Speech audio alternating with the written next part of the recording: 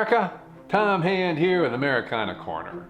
Today we're discussing command issues in the American Army.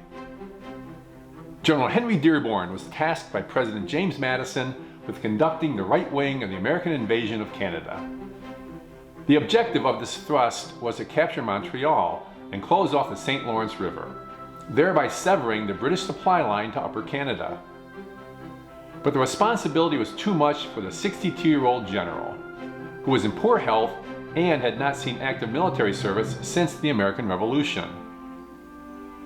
Following 2 years of disappointing results, Secretary of War John Armstrong reassigned Dearborn and began searching for a replacement, and he essentially had two choices: Andrew Jackson and James Wilkinson.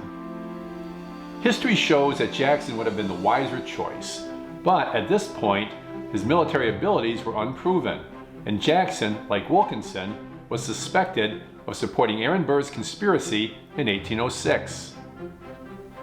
On the other hand, Wilkinson was a known entity, although not necessarily in a good way, as he had managed to lose the trust of all that served under or with him, including Armstrong, who had been with Wilkinson at Saratoga.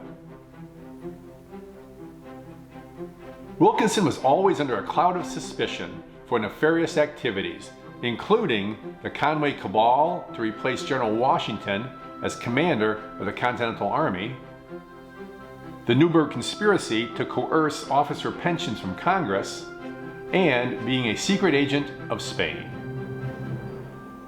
Wilkinson had been court-martialed on numerous occasions, but he covered his tracks well and charges were always dismissed.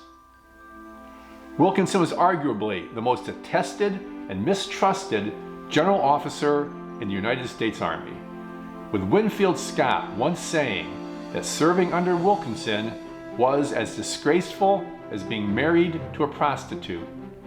But Secretary Armstrong knew Wilkinson and was unfamiliar with Jackson, and in a case of better the devil you know than the devil you don't, Armstrong entrusted this command to Wilkinson. Ultimately, Wilkinson decided on a two-prong offensive, with Wilkinson leading his command of 7,000 men down the St. Lawrence River from Sackett's Harbor, while another 4,000-man army under General Wade Hampton marched north from Plattsburgh on Lake Champlain. The two armies would then rendezvous above Montreal, and the combined army under Wilkinson's command would capture the city. Because of the logistical challenges involved with a winter offensive, it was critical for the American Army to get started before summer drew to a close.